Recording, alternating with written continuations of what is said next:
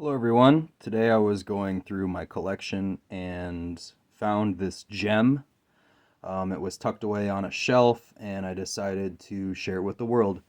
So this is Toroki Igizi and it was printed in 1989. There were only 1,123 copies ever produced and it was from the Lo Scribio Antico collection. Now it comes in this really nice slipcase, okay?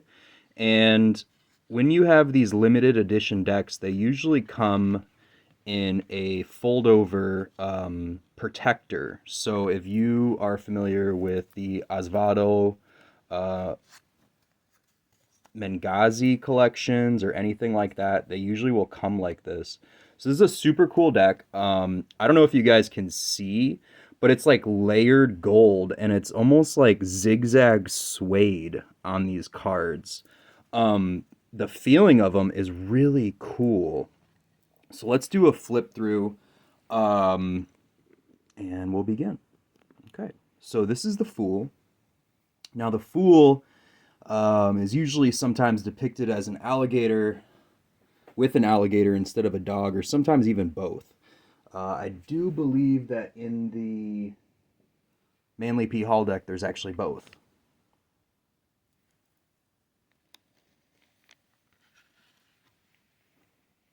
And there's some Egyptian lore attached to that. I don't quite know, but Crowley really emphasized the alligator. So we have the magician. Um, so if anybody knows what these letters are, if they're just symbols, sigils, what are they? If anybody knows, leave a comment.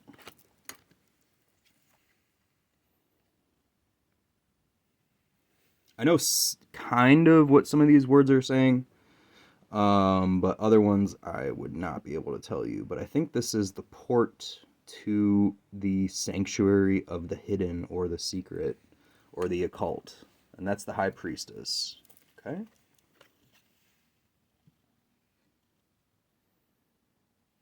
I cannot emphasize enough how cool these look. The camera is not doing this deck justice at all. I like how the artist also puts Western influence into these cards. Um, Sometimes I feel like when artists are doing a cultural deck, they kind of leave out the root of the tarot, which is in, you know, Western European thought. Even though sometimes there's a speculation that tarot actually comes from Egypt, but that's not for certain. That's a speculation. And here we have the Hierophant. And it's following the basic rules of the tarot, but putting an Egyptian spin on it.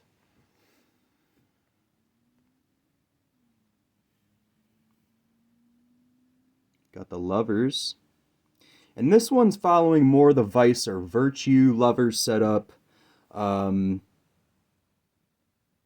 where the man is stuck in between Vice and Virtue, or the Lady of the Night and a nice wife.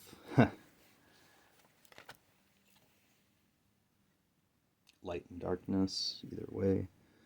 So we have the Chariot. Looks like they're assigning the Chariot to the powers of the sun in this deck. I'm going to try to keep this flip through under 9 minutes, 10 minutes. We're already almost half the way there. Now, it's cool to observe other decks because what it does is it imprints into our subconsciousness that we'll later have awakenings from. We'll later have realizations and understanding. We have the Wheel of Fortune. I like how they have the two snakes at the bottom unwinding. It almost looks like the Wand of Hermes or the Caduceus Wand unwinding itself, which is very esoteric in itself with the Wheel of Fortune. Okay, obviously this is strength.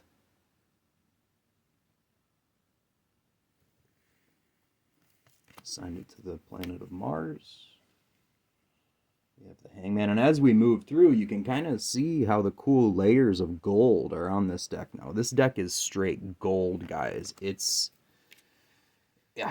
like I said, the camera is not doing this thing justice. This is an absolutely beautiful deck.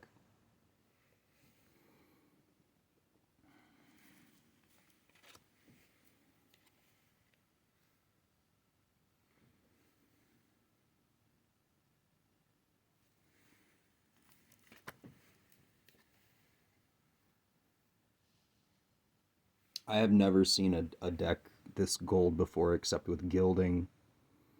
We have the Devil.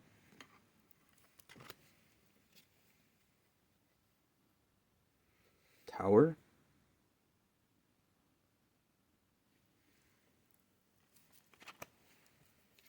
And then once we get to the end, I'll show you the back.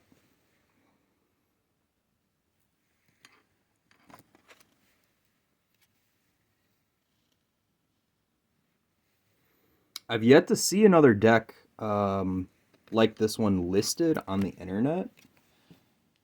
Although there are possibly 1,000 other copies floating around, or 1,122 other copies floating around, I've yet to find another one in all of my searchings.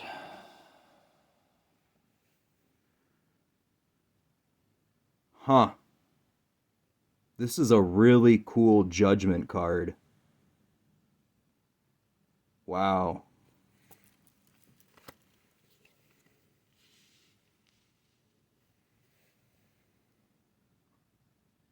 And we'll show you the back. Okay. Great. Now it comes with the instructions, and it's all in Italian. Okay. And here is the limited edition number card. Anyway, I hope you guys had a great time watching this and have a wonderful night.